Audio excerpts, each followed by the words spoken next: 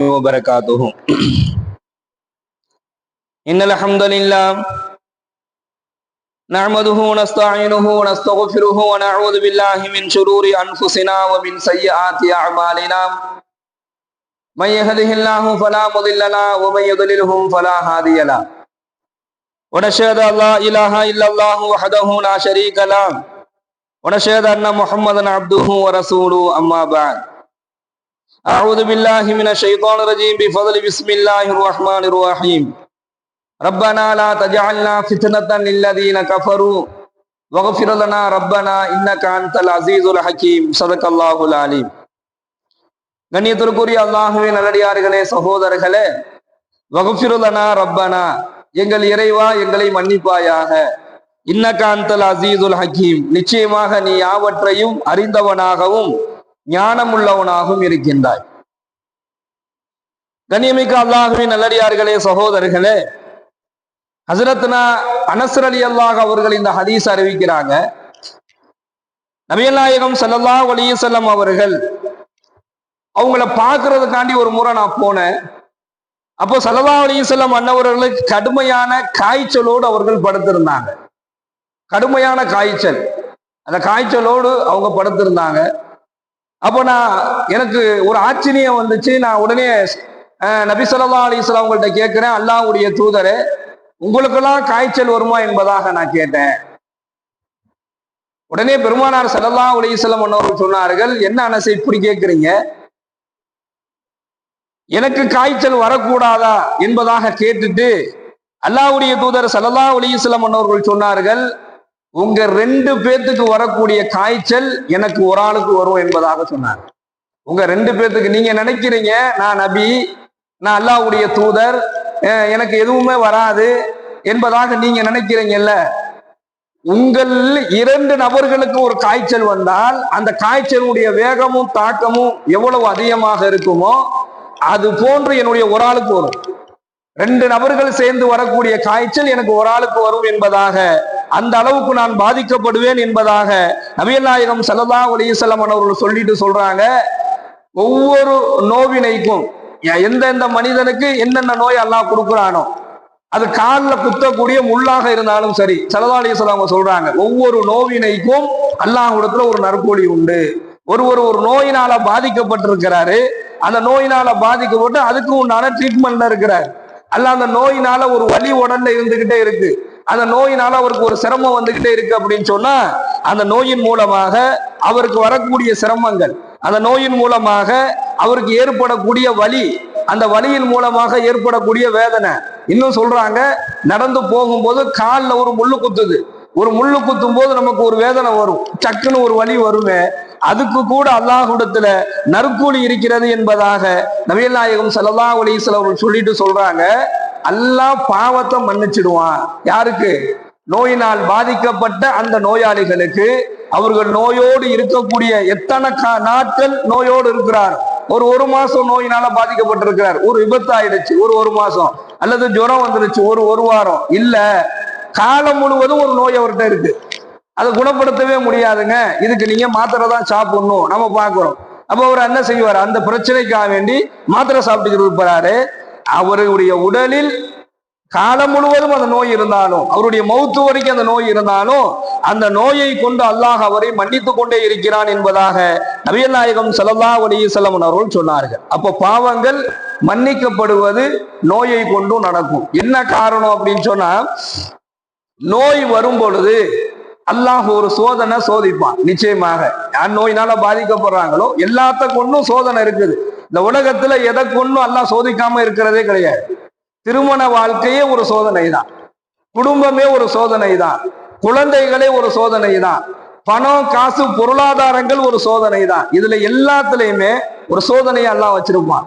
அதே போன்று நோய் என்பது ஒரு சோதனை. எதை கொண்டு அல்லாஹ் அந்த சோதனையை சோதிச்சு பார்க்கிறான்னு சொன்னா, நோயினால் பாதிக்கப்படும் பொழுது அந்த அடியானுடைய உள்ளம் எப்படி இருக்குது, அவன் என்ன நினைக்கிறான் என்கிறத அல்லாஹ் பார்க்கிறான். ஹஜ்ரத்னா அய்யூப் நபி அலைஹிஸ்ஸலாத்து வஸ்ஸலாம் அன்னவர்கள், நோயினாலே உங்களுடைய வரலாறு பெரிதாக பேசப்படும். கடுமையான நோய், சாதாரணமான நோயிலாம் இல்ல, கடுமையான நோய்.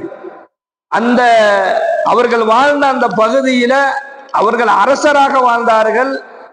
அவங்கள பார்த்தா எல்லாருமே என்ன செய்வாங்க, அவ்வளவு மரியாதை கண்ணியம் கொடுக்கக்கூடிய அளவு செல்வந்தராக வாழ்ந்தாங்க.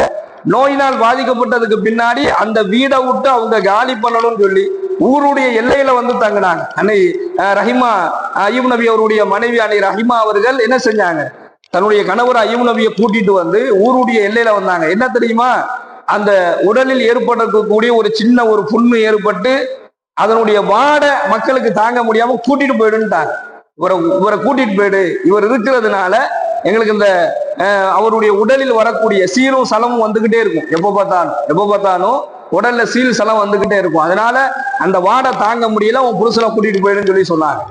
இப்போ தனிமையில கொண்டு வந்து வச்சிருந்த நிலையில கூட உடல் முழுவதும் சீலும் சலமும் இருக்கக்கூடிய அந்த நேரத்துல கூட, இன்னும் சொல்ல போனா நாம அவங்க வரலாறுகளை எடுத்து பார்க்கிறோம், அந்த சீல் அந்த சலத்துல புழுக்கள் ஓடும். அந்த புழுக்கள் கீழே விழுகும் பொழுது அய்யூப் நபி அலைஹிஸ்ஸலாத்து வஸ்ஸலாம் அன்னவர்கள் கீழே விழுவக்கூடிய புழுவை எடுத்து மறுபடியும் தன்னுடைய உடம்புல போட்டுக்கிட்டு அந்த புழுவை பார்த்து சொல்லுவாங்களாம், உன்னுடைய ரிசுக்கை அல்லாஹ் என் உடம்புல வச்சிருக்கான் என்பதாக எடுத்து போட்டுவாங்க.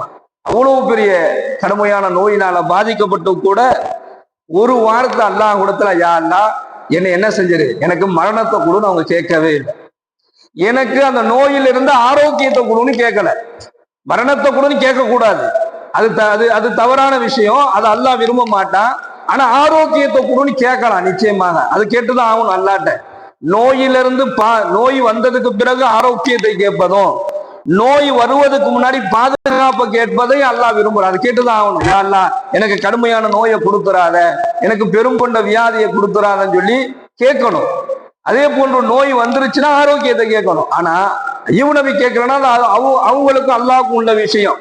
அவங்க என்ன சொன்னாங்க, எனக்கு அல்லாஹ் எல்லாமே கொடுத்தானே, அப்ப ஏன்டா அல்லாஹ் கொடுக்குறான் நான் கேட்கலையே, அது போல நோயை கொடுத்துருக்கிறான், இப்ப மட்டும் ஏன் நோய் மட்டும் ஏன் கொடுக்குறான் நான் எப்படி கேட்கறது, நான் கேட்க மாட்டேன் அப்படின்னு சொல்லி சொன்னாங்க. அதுக்கு பிறகு அல்லாஹ்வே என்ன செஞ்சான், அந்த நோயை குணப்படுத்துறான் என்பதாக அது நீண்ட வரலாறு.